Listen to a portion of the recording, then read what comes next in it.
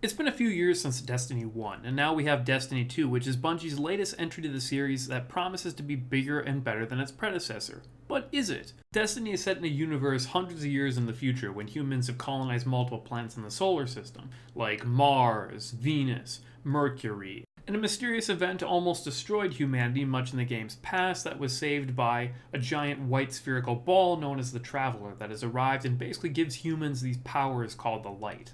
You play as a Guardian, which is basically just somebody tasked with defending and saving humanity and stopping alien threats. Things don't start off too well, though, in Destiny 2, as Gaul, the leader of the Red Legion, attacks the headquarters of the Guardians and basically steals the light by capturing the Traveler and almost destroying all the Guardians, setting you off on a quest to reclaim the light and defeat Gaul. Now, the story is honestly pretty forgettable. It's not the greatest story in the world. Gaul is a forgettable villain with cheesy lines like, "I am legend," and other super corny lines. It's definitely an improvement over Destiny 1 with an actual structure and somewhat of a story to it, and I'll give them props. They have way better performances here than Peter Dinklage from Destiny 1. But compared to its peers, the game is just a joke when it comes to the story. The writing is absolutely wretched. It's incredibly hard to find yourself attached to any of these characters at all. They're just so boring, dull, there's no interesting personality to them. And throughout the course of the game's journey, it ends on a really disappointing note. It never really feels like it hits a satisfying resolution. And really, it just feels like a string together of different planets and worlds and missions that don't really have much connection to them, or any real sense of progress. Now, moving on to gameplay, Destiny 2 is kind of this interesting mix of MMO slash FPS RPG game like Borderlands. Now, the game is basically structured around all these different planets you can go to, like your Nessus, your Mars, your Earth. And different areas have story missions, there's side missions, there's challenges, and then there's also public quests. And public quests are basically just an area you go to, and it's basically like a horde defense mode type of thing.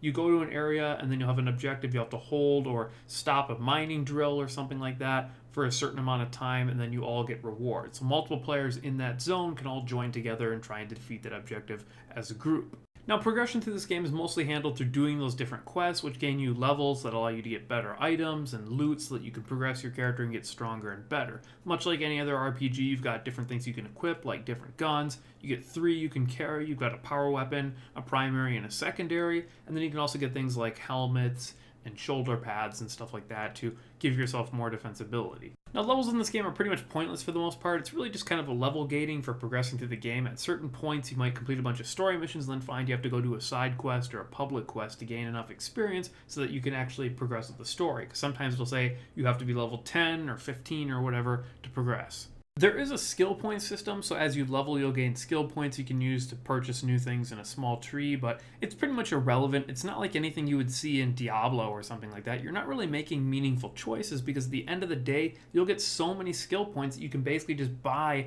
as many points as you want and as many talents as you want. And really, it doesn't give you like a stat boost or anything. You're really just picking slight deviations between, do I want this grenade to do this, or my grenade to do that, or my main ability ultimate to do that, or my main ultimate ability to do that. It's really just minor side grades, basically. Which kind of makes the whole system irrelevant. I don't know why they even bothered having a skill point system in the game if it wasn't going to provide anything of value or any meaningful choices. Not to mention the actual classes are kind of pointless in this game. You've got 3 classes. You can pick either the Titan, the Hunter, or the Warlock. Titan is slightly more tankish. They can deploy like a shield, for example. You've got your Hunter class, which can do things like cloaking, and then your Warlock class, which is slightly more magey, which honestly, I just don't know why they bothered because they all kind of do the same thing. They all have a big ultimate ability that wipes things out. They all have a grenade. They all have small things, but each class can equip all the same weapons and everything, so there's no real difference. It's not like you're incentivized to play one or the other, as you would in, say, Borderlands, for example. And this leads to one of my biggest problems with this game, which is that the abilities and the skill point mechanic as a whole are just pointless. You rarely, if ever, actually get to use abilities because the cooldown of them is so insanely long, which makes me wonder, why bother having a healing ability, for example, for the Warlock, which is what I play, if I rarely ever get to use it? You would assume by picking a different class, like, say, say I'm a Titan, I could deploy my shield, help my team out so that they have a shield to fight behind, or as a Warlock, I can deploy my healing circle to help heal people. However, the abilities come up so rarely because the cooldown is so friggin' long that you barely get to use them. So it really disincentivizes any kind of teamwork and really just emphasizes running around and running and gunning like you normally would in any other game. So I really have to ask, why bother having abilities in the first place? After beating the game, you'll gain access to raids, strikes, and night strikes. Night strikes and strikes are basically just 3-player group dungeons you can play. There's only 5 of them, and so you basically get bored of them pretty quickly because they're all freaking just repeats of the goddamn campaign. They literally take the campaign and then regurgitate them as strikes that you do. So it'd be like if you're playing a normal MMO, you beat a bunch of the dungeons, and then they just take the dungeons and then rehash them again as dungeons to play through. It's boring, and it gets really old really fast. And then worst of all, they took one of the strikes and locked them to only PlayStation players. So if you're a PC player like myself, you get completely screwed over with less content. And then for some stupid reason, night strikes and raids don't have matchmaking like strikes and competitive PvP does, which is completely just stupid. I don't know why you would have it for those, but not night strikes and raids. Now, night strikes are basically one-of-a-kind things that happen every week. They have a special one, which is kind of like a unique spin. They're much harder than normal strikes, but you can't do matchmaking, so you have to get 3 people together to go do them. And the same with raids. It's just stupid. Now, the raids are actually kind of interesting in Destiny 2. They take a unique spin on strikes. They're actually a whole new location, except there's only one of them in the base game, one raid to do over and over again. But they do have things like puzzles and stuff like that, so it makes it a little bit more interesting. But to be honest, after you've done it the first time, you're kind of just bored of it and sick of it. Now, one thing I actually really did like about Destiny 2 is the gunplay. It's actually incredibly solid in this game. It feels good, the weapons look good. I do wish there was a little bit more creative weapons in this game, especially from the Halo 2 creators, but that's okay because they still feel great in this game, and they sound great, most importantly.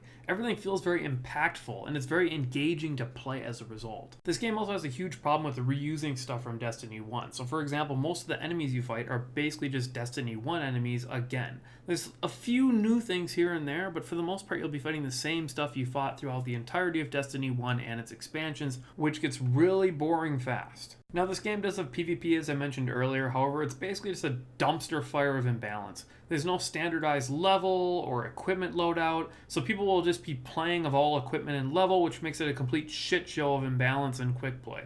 Now, competitive does have a slight change so that there's actually not as much of an imbalance when it comes to things like level, but you can still be at a complete disadvantage from equipment because somebody could be playing this for forever and have just way better equipment than you because nothing is standardized, which is really frustrating. And then on top of that, there isn't a system that does a very good job in the matchmaking of matching you with people. So you'll oftentimes just get thrown into games with other pre-made teams of 4 players and they'll just completely roll you again and again and again, which gets old. I mean, it's basically just Call of Duty in space. The way the characters move, the fast time to kill, and so forth just make it feel exactly like Call of Duty. You've got a couple different modes like your deathmatch and your territory capture, but everything just feels like Call of Duty, and as a result, I have to ask myself, why play Destiny 2 for multiplayer PvP over any other game on the market? Now, graphics is another area where Destiny 2 does a really good job. It looks fantastic.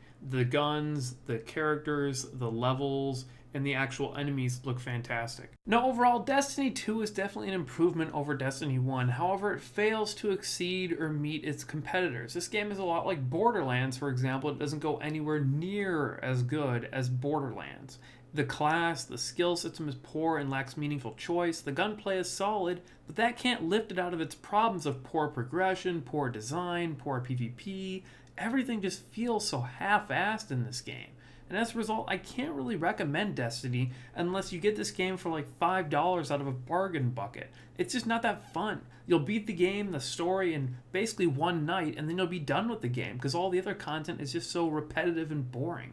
Destiny 2 gets a 6 out of 10. It's not the worst game I've ever played, but it's just very, very average.